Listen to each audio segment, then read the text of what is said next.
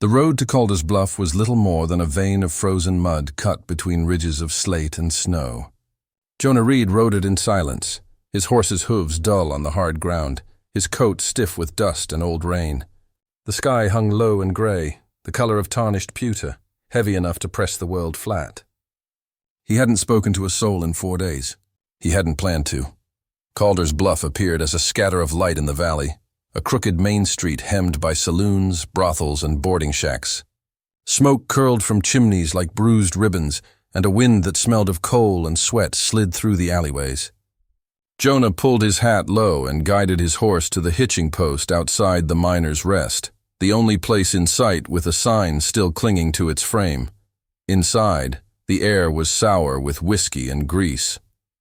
Men hunched over tables, faces hidden under brims, their laughter brittle as tin. Jonah set his rifle against the wall and ordered coffee, though it came black as tar and twice as bitter. The barkeep, red-eyed and chewing tobacco, glanced at him once. Then again, sensing what he was, a man used to silence and to killing. "You're new," the barkeep said, voice flat. "Just passing through." "Not much to pass through to," the man replied. "You'll find sleep here, if you can afford not to wake." Jonah didn't answer. He drank, the liquid burning down, hollowing out what little warmth he'd carried from the trail. A shout from the back room rose above the piano's dying tune.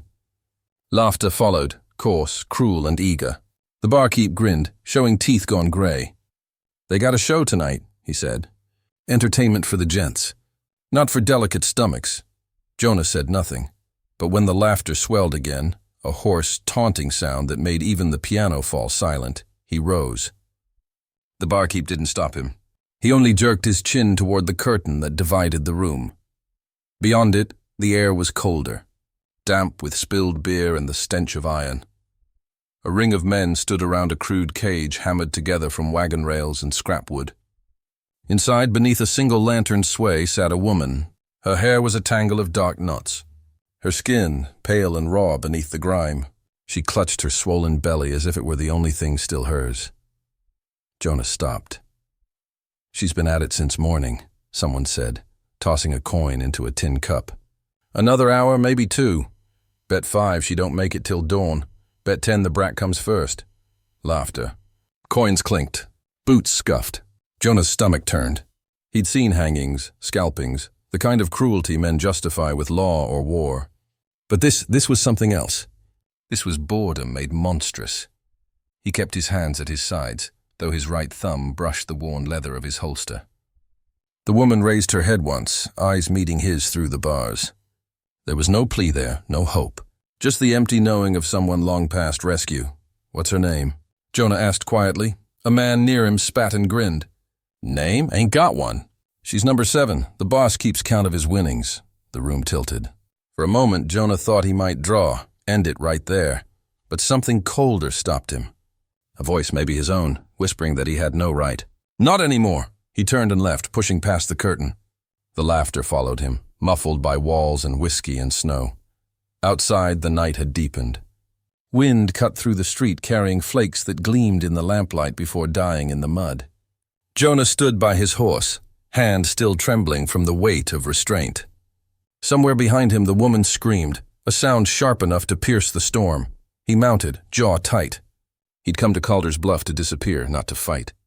He'd buried his conscience years ago, beside a grave marked Mary Reed, 1868, his wife, lost in childbirth while he was away, hunting a man who'd never deserved dying.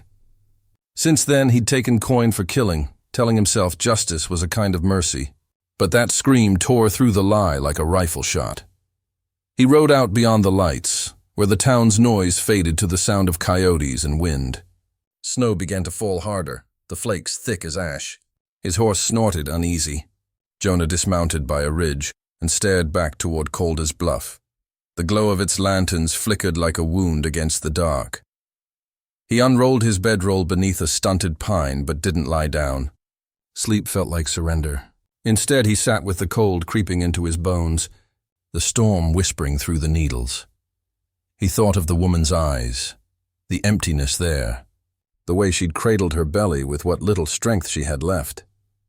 He thought of the laughter of men who'd forgotten they were human, and he thought of himself among them, standing silent. The snow thickened, blurring the world into a single gray hush. In that silence, he heard his late wife's voice, not clearly, just the echo of her gentleness, asking what kind of man turns away. He closed his eyes. The sound of her voice faded, replaced by the low cry of wolves in the valley. Jonah looked toward the town again. The lantern light was gone now, swallowed by the storm, but he could still see it in his mind, the cage, the crowd, the child not yet born. He drew his coat tighter and whispered to no one, "Tomorrow." Then he sat beneath the snow until dawn, watching the world bury every sin beneath a thin white mercy that never quite covered what lay beneath. Emotional tone and realization, cold, observing, morally uneasy. Jonah's numb detachment begins to crack, and disgust takes root, not for the town, but for himself. Morning came slow and grey, the world muted beneath a crust of new snow. Jonah Reed rose stiff from his bedroll, his breath white in the cold air. Frost had gathered on his coat, and his horse snorted impatiently, shaking flakes from its mane. The ridge above Calder's Bluff looked peaceful from a distance. White hills, smoke rising thin from the chimneys. But the peace was a lie. He knew what waited beneath it. He boiled coffee in his tin pot, the bitter smell mixing with pine and cold ash. His hands shook slightly as he poured.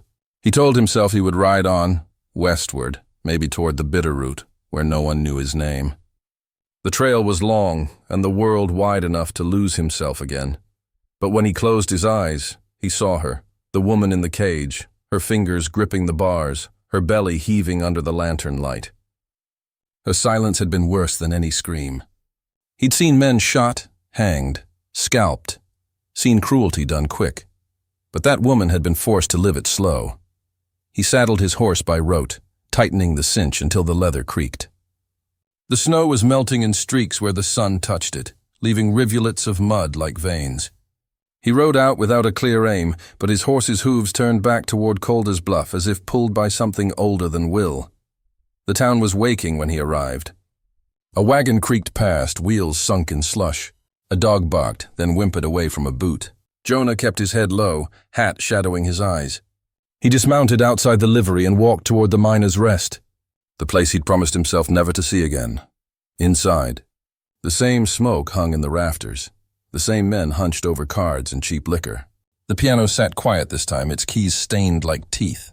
The barkeep squinted at him. "Thought you rode out," he muttered.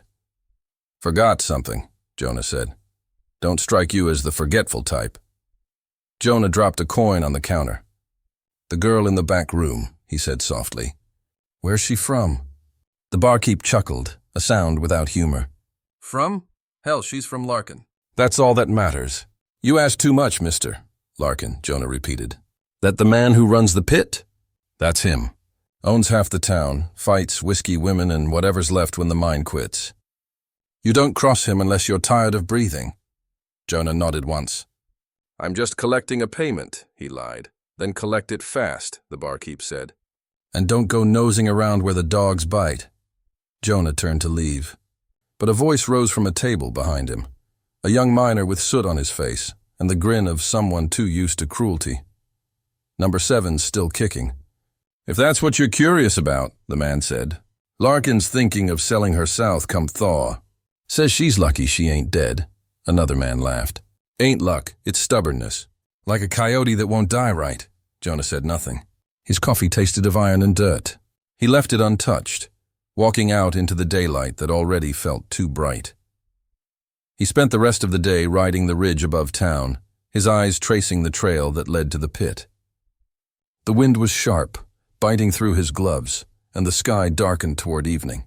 He stopped at a ledge where the valley widened, the sun sinking like a dying coal behind the hills.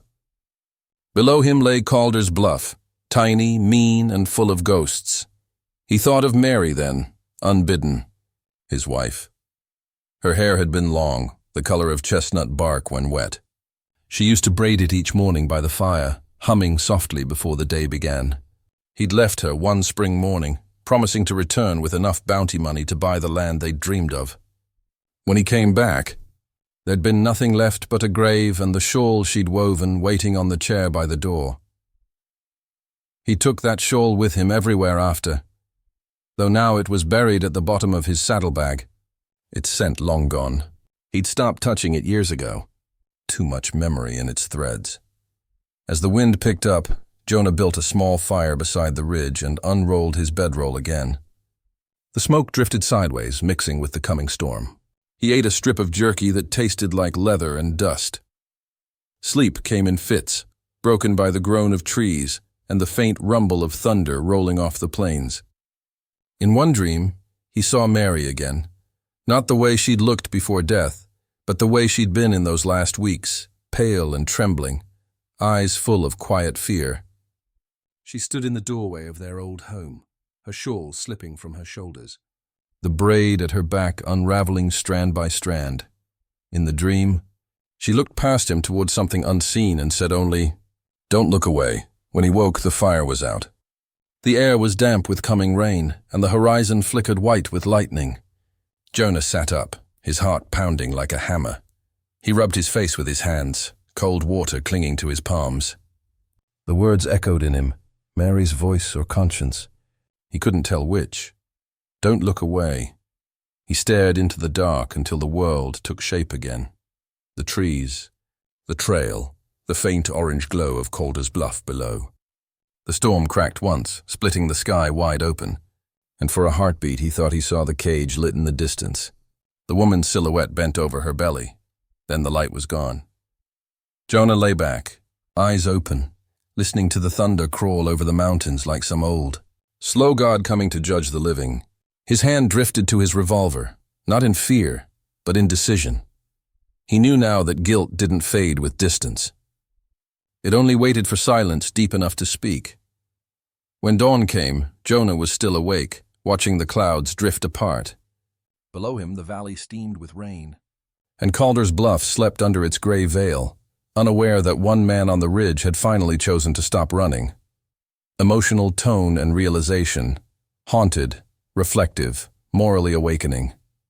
Jonah begins to understand that guilt cannot be buried beneath miles of road or years of silence. The suffering he witnessed mirrors the failure that destroyed his past. By dusk, the ridge was black with thunder. The clouds rolled low and heavy, their bellies split with light.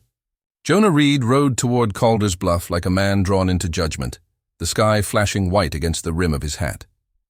Rain came sudden and hard, stinging his face, turning the trail to a river of mud that swallowed hoofprints faster than they formed. The town flickered ahead, its lanterns winking in and out through the sheets of rain. Voices carried, muffled but wild like beasts howling inside a den. Jonah tied his horse to the post outside the Miner's Rest, though the animal fought the wind. The smell of smoke and whiskey bled into the storm. He pushed through the saloon doors, water running from his coat in rivulets. Inside, the place had turned fevered. Men shouted over dice, laughter cutting through the thunder like knives. The barkeep was nowhere in sight. A single lamp swung from the ceiling, casting long, nervous shadows across the room. Somewhere beyond the tattered curtain, the woman screamed. Jonah stopped breathing for a moment. Then he walked. Slow, steady, through the laughter and the heat, through the smell of sweat and spilled liquor. The curtain brushed his shoulder as he stepped through, and the air changed, thicker, sourer, close enough to choke. The cage was still there, slick with rainwater leaking from the roof. Inside, the woman's hair clung to her cheeks. Her skin shone with pain. She was kneeling now, clutching the iron bars, her cries sharp and ragged as torn cloth. Around her, the men were gathered again, cards, bottles, and grins. Thought she'd be done by now, one said, shaking his head. She's got fight, this one. Fight don't matter, another said. It's just meat until it quits. Coins clinked into a pot. Laughter flared again. Jonah felt his stomach twist, but his face stayed still. He moved closer, the storm's thunder walking with him. Any takers? A man near the bar shouted. 10 says the brat dies first. 20 if she don't make it an hour. Jonah spoke quietly. What's her name? The words fell into the room like stones dropped into water. The laughter faltered. One man turned, sneering. Her name? She had one once, Jonah said again, louder this time. Someone snorted. "What's it matter?" "Ain't like it'll change her dying." Jonah stepped forward until he was beside the cage. The woman's head lifted slowly. Her eyes were glassed with pain and disbelief. Rain dripped through the roof, darkening the dirt floor in blotches. "Do you remember it?" Jonah asked her, voice steady but low. She swallowed hard. Her lips trembled. "I had one once," she whispered, barely audible above the thunder. The saloon went quiet, the storm pressing against the walls like a living thing. Even the drunkest man stopped smiling. Jonah looked at her, then at the crowd. "Then she'll have one again." He drew. The first shot shattered a bottle. The second dropped the man beside it. For a moment, the thunder took the sound, and no one knew what had happened. Then the screams began. Chairs overturned, cards scattered. The curtain behind him tore as someone tried to run. Jonah moved like he'd done it 100 times before, because he had. His revolver flashed, muzzle fire mixing with lightning through the cracks in the roof. The smell of gunpowder joined the rain, sharp and final. One man lunged at him with a knife. Jonah's rifle butt caught him across the jaw. Another reached for his belt, but the storm cracked again. And Jonah fired without thinking. Then silence. The only sound left was the rain and the woman's broken breathing. Jonah crossed the floor, boots splashing through blood and water. The cage's lock hung crooked from its bolt, struck once by a bullet that hadn't been meant for it. He struck it again with the butt of his rifle once, twice, until the hinge split and the door sagged open with a groan. She stared at him like she didn't believe it. "Too far gone to flinch. It's over," Jonah said quietly. "You're coming out." He knelt, his hands trembling as he lifted her, light as a ghost in his arms. Her skin burned with fever. He could feel the tremor of her heartbeat, thin and wild against his chest. The storm howled outside. Wind tore through the broken shutters, scattering the cards, snuffing the lamp. Lightning flared again, bright enough to show the men sprawled on the floor, still and dark. As Jonah turned toward the door, he heard it, the thin, fragile cry of a newborn, hidden beneath the storm. He froze, looked down. The sound came from the blanket in her arms, the small form slick with blood and rainwater, but alive. The woman clutched it closer, her head falling against his shoulder. Jonah's throat tightened. "Hold on," he said. "Just hold on." He pushed through the saloon doors, stepping into the storm's full weight.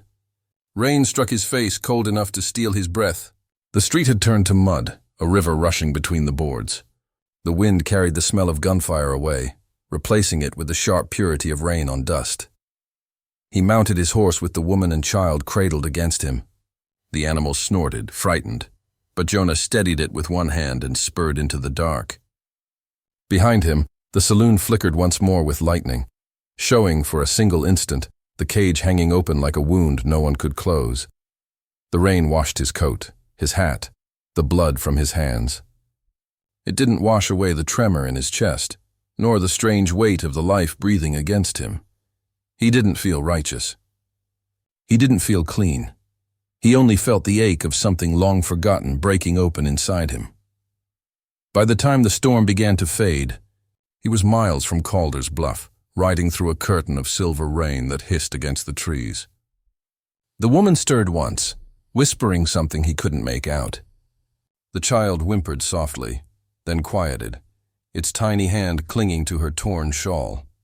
Jonah looked toward the mountains, where the clouds split faintly with dawn's first gray. He didn't know where he was going, only that there was no turning back. Behind him, the thunder rolled one last time, slow and distant, like the closing of a great door. Emotional tone and realization, explosive, yet sacred. Jonah's violence becomes salvation, not triumph. He feels no glory, only an old wordless sorrow for all that cannot be undone. The trail to Jonah's cabin was near invisible under the falling snow. Pines leaned inward, heavy with white, their limbs bowing low as though in reverence. The horse stumbled once, twice, before finding its footing on the slope.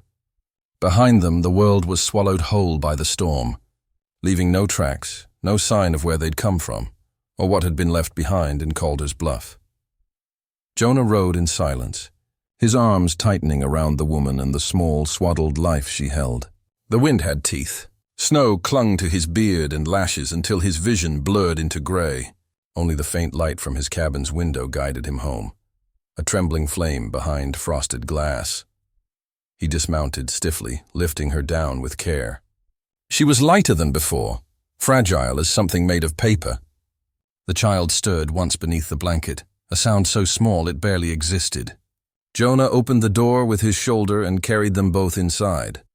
The cabin was plain, one bed, one chair, a table scarred by years of use, and a hearth that still held the glow of an old fire. He set her gently near the warmth, then reached for kindling. Within moments, the room filled with the scent of pine smoke and the soft crackle of life returning. For hours, Jonah said nothing. He boiled water, tore an old shirt into strips, cleaned her wounds with quiet precision. When she flinched, he looked away, to give her dignity, or perhaps to spare himself from what he saw in her eyes. She drifted in and out of fever. Sometimes she whispered words he couldn't catch, fragments of prayer or memory. The baby slept beside her in a makeshift cradle, wrapped in Jonah's old coat. Each time it cried, Jonah startled, awkward and uncertain, before finding a rhythm to his care. Fire, water, cloth, stillness. By the third night, her fever broke. The storm outside had quieted, leaving only the hiss of wind through the eaves. She stirred awake, blinking against the dim firelight. "Where am I?" she asked, her voice thin as breath. Jonah looked up from his chair. Safe. She studied him for a long time. The light painted half his face in gold, the other in shadow. Why? He didn't answer right away. He set another log on the fire and watched the sparks rise, fading before they touched the beams. "Because someone should have done the same for my wife," he said finally. The woman turned her head slightly, her expression unreadable. "Your wife?" He nodded once. "Mary died bringing a child into the world. I was gone, hunting men instead of being there." His hands tightened on his knees. Never went back. Silence hung heavy between them, broken only by the baby's slow breathing. When she spoke again, her voice carried a strength it hadn't before. "My name was Mara," she said. Jonah lifted his gaze. "Was?" "They took it from me when they took everything else." Her eyes glimmered in the firelight, neither defiant nor broken, just hollowed by what she'd seen. "My husband was killed when they raided the homestead. I don't even know who's left now. They called me Seven, like I was one of many." Jonah said nothing. He only reached for the shawl she'd come with, torn, blood-stained, nearly useless, and began stitching its edges by the fire. His fingers moved slowly, clumsily, but with care. When she noticed, her breath hitched. "You don't have to—" "I know," he said. "But it ought to be whole again." The fire crackled louder, casting the cabin in shades of amber and coal. For the first time since she'd arrived, she allowed her shoulders to ease. Jonah felt the change in the air, a quiet trust, fragile but real, growing in the shared silence. Outside, the night deepened. Snow fell steady and soft, blanketing the world in a hush so complete it seemed sacred. Days passed. The rhythm between them settled into something wordless. Jonah split wood, hunted rabbits, mended gear. Mara fed the child, washed linens, moved carefully through the small space like a ghost learning to walk again. Sometimes he caught her looking at him, not with fear, but with a kind of searching. When he met her gaze, neither spoke. Words felt too fragile for what the silence already carried. Then one morning, the peace cracked. Jonah stood by the window, mug in hand, watching the gray valley below. Through the trees, faint trails cut across the snow, hoofprints. More than one rider. He stiffened. "Larkin's men," he said, voice low. Mara turned from the hearth. They followed? Maybe just passing through. He set the mug down, already reaching for his rifle. The metal felt cold and certain in his hands, the old weight familiar. He checked the chamber, the sights, the range through the frosted glass. But when he glanced back, Mara was watching him. "If we live by killing," she said softly, "then nothing changes." Her words stopped him. The wind pressed against the cabin door, whispering through the cracks. Jonah stood there a long time, rifle half raised, his breath slow and uneven. He looked again at the child sleeping near the fire. The small, fragile reason she had to speak those words. Finally, he lowered the weapon. "They won't find us easy," he said. "They don't need to," she answered. "They'll find someone else to break. That's what men like him do." Jonah stared at the flames, their light moving across her repaired shawl, the one he'd stitched clumsily but whole. "Not this time," he said, though his voice carried no anger, only quiet resolve. Outside, the snow thickened again, swallowing the riders' tracks before they reached the ridge. Mara watched the fire, her face calm now. "You saved me once," she murmured. "You don't have to keep doing it." Jonah turned toward her, eyes tired but steady. "I'm not saving you," he said. "I'm keeping a promise I never made." The meaning hung between them, unspoken, but understood. As night fell, the cabin filled with warmth, the sound of the child's breathing, the hiss of snow against the roof, the soft sigh of pine logs giving way to ember. Jonah sat near the hearth, watching the flame's reflection dance in her eyes. For the first time in years, he didn't feel alone. Emotional tone and realization, quiet, intimate, and tentative. The bond between Jonah and Mara deepens, not through words, but through shared endurance. Their pain begins to soften in the warmth of mutual recognition. Winter came in full measure, heavy and unrelenting.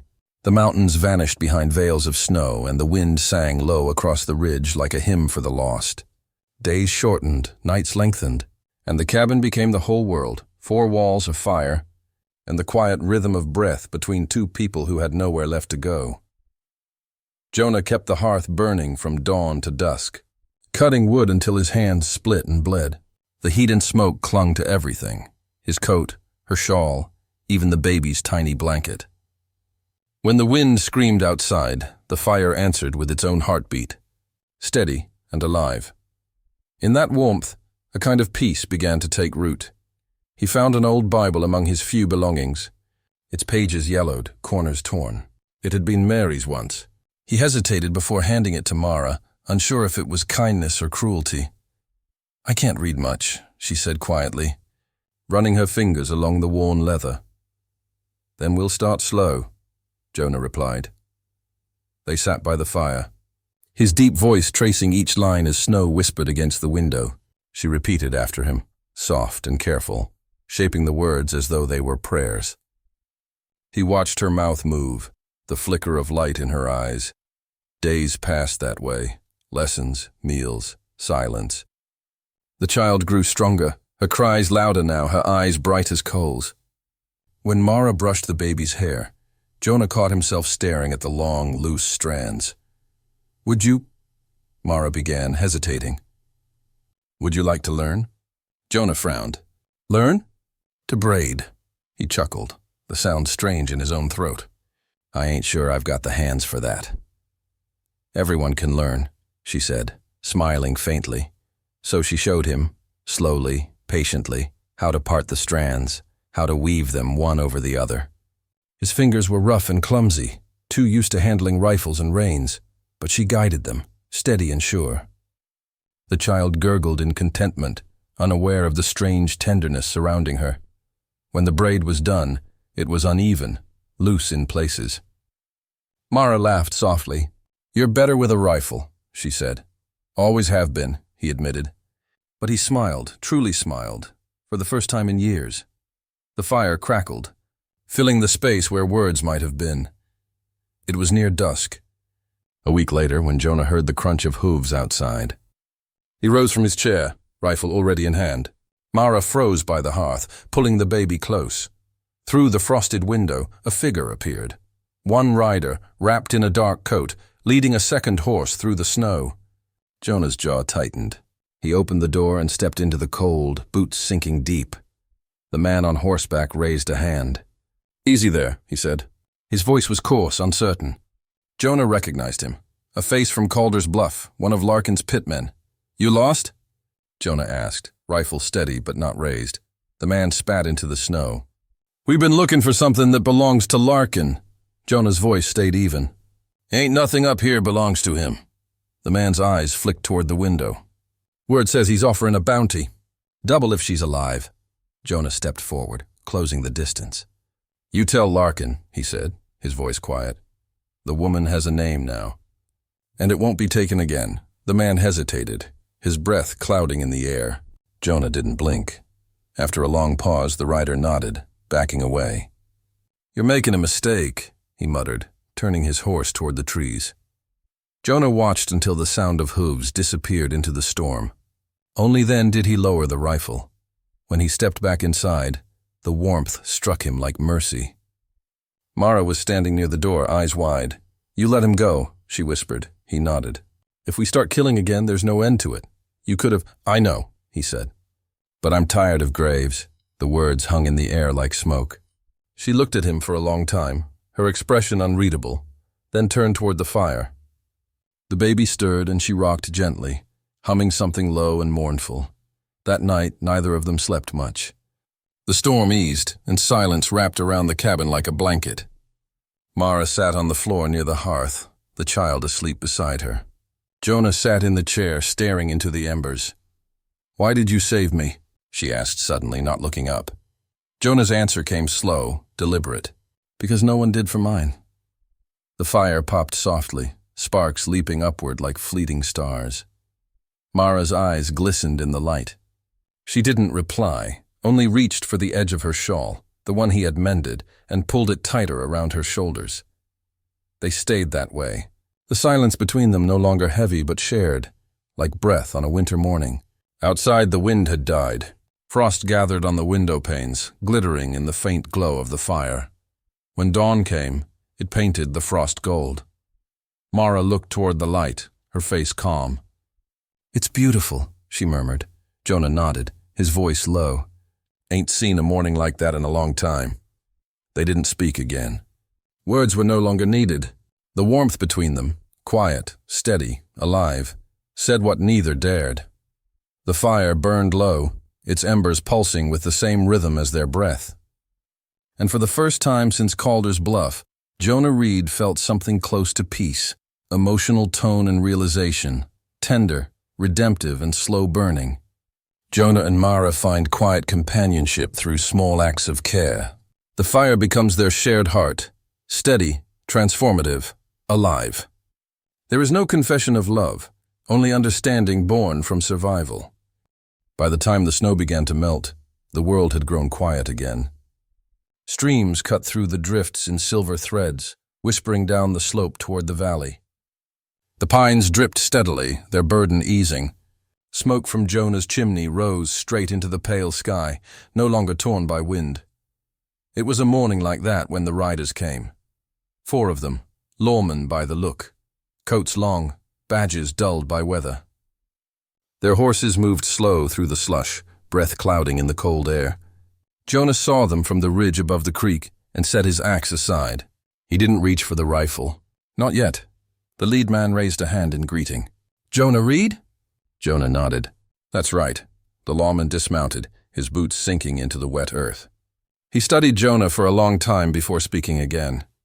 We came from Calder's Bluff. Jonah's gaze didn't waver. Not much left of it. No, the man agreed. Heard tell of gunfire, bodies, a cage. He paused, eyes narrowing. Heard you were there. Jonah's jaw worked once before he answered. There was a cage, he said simply. I broke it. That's all. The lawman looked at the others. They shifted in their saddles but said nothing. One of them spat into the mud, muttering something about ghosts and bad luck. You kill Larkin? The lead asked. Jonah's eyes flickered, unreadable. Larkin was already dead, just didn't know it yet. The man exhaled through his nose, a sound somewhere between a sigh and a snort. There'll be no charges, he said finally. Town like that don't keep records worth reading, and no one's mourning those men. He turned slightly, ready to mount again. But then the cabin door opened. Mara stepped out, wrapped in her mended shawl, the child in her arms. Sunlight struck the edge of her hair, catching the fine strands like fire. The lawman fell quiet. The baby stirred, blinking at the light. For a long moment, no one spoke. Then the lead lawman tipped his hat. Ma'am, she nodded once. He looked back at Jonah. You keep on west, he said quietly. World's wide enough for the both of you. Jonah met his gaze. "Reckon that's what we aim to do." The lawman swung into his saddle, signaling to the others. They turned their horses toward the ridge, hooves sloshing through the soft snow. None of them looked back. When the sound of their departure faded, Mara stepped down from the porch, her breath trembling in the cold. "You told them the truth," she said. "I told them enough," Jonah replied. She studied him, eyes full of something that was neither fear nor gratitude, something steadier. "They believed you. Didn't need to," he said. "They just saw." Days passed, and the thaw came in earnest. Rivers swelled.